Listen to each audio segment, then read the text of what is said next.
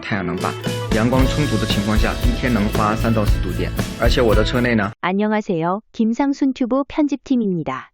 중국 진풍경 뉴스 세 번째는 부동산 폭락에 캠핑카와 호텔 생활하는 청년들 스토리편입니다. 중국의 부동산 경기가 바닥을 치고 있다 보니 집을 사는 것도 불안한 시대가 되었습니다.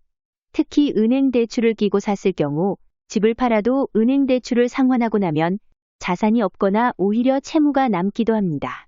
이렇다 보니 집을 사는 것을 지금은 꺼리는 시대가 되었는데요. 북경 캠핑카 청년과 상해 호텔 청년의 이야기를 소개합니다.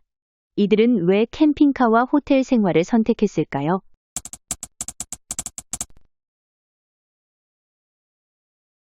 북경에서 주택을 임대하지 않고 캠핑카에서 약 4년을 생활하면 15만 위안 약 2,700만 원을 절약할 수 있다는데 정말일까요?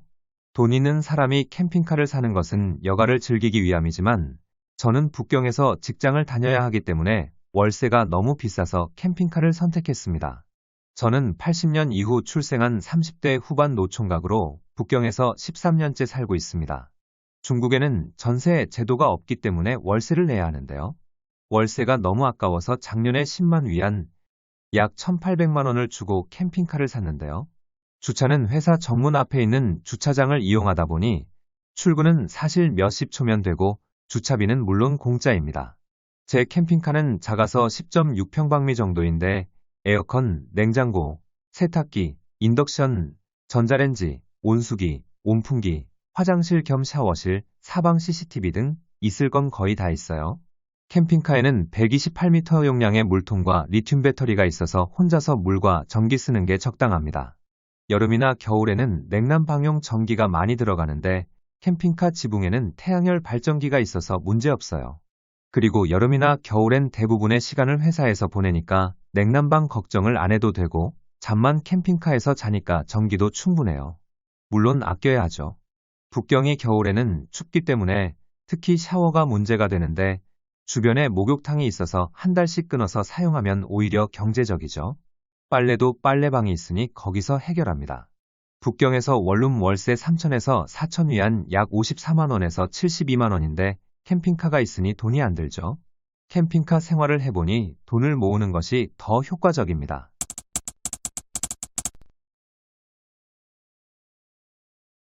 저는 청년치고는 운이 좋은 편입니다. 부모님이 물려주신 부동산이 대형상가 건설 구역에 포함되면서 보상금으로 2천만 위안 약 36억 원이 생겼습니다. 그런데 집을 사봐야 폭락하니까 차라리 돈을 안전한 은행에 넣어두고 한 달 이자 5만 위안 약 900만 원으로 생활을 하고 있는데요. 상해 5성급 호텔인데 하루 700위안 약 12만 6천 원씩인데 장기 투숙을 하니까 할인을 받아서 월 16,000위안 약 288만 원 정도 호텔비가 들어갑니다. 그런데 나머지 들어갈 돈이 거의 없습니다. 아침은 공짜고 과일 서비스도 공짜, 수영장, 헬스장, 온천, 부대시설 사용도 공짜, 전기세, 수도세 관리비도 공짜, 청소는 매일 해주죠. 점심과 저녁은 회사에서 먹습니다. 호텔 생활 당분간 계속할 겁니다.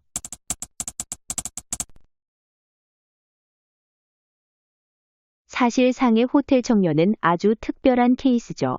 북경의 캠핑카 청년도 현재 중국의 젊은이들 중에서는 그래도 중상위권이라고 볼 수 있습니다. 대부분의 청년들이 명문대학이나 해외 유학을 했지만 일자리조차 구하기 힘들기 때문인데요. 어쨌든 오늘 주제의 요점은 돈이 있든 없든 예전에는 로망이자 목표였던 아파트 구매가 지금은 오히려 인생의 폭탄이자 기피 대상이 되었다는 것입니다. 중국 경제를 30% 이상 이끌어오던 부동산 발전 신화는 지금 최악의 상황으로 치닫고 있습니다. 오늘 주제 이해되시죠? 의견은 댓글에 남겨주세요. 편집팀 후원에 참여해주시는 분들께 깊이 감사드립니다. SNS 공유, 구독, 알림, 좋아요 눌러주시는 것도 도움이 됩니다. 눌러주신 분들께 감사드립니다. 감사합니다.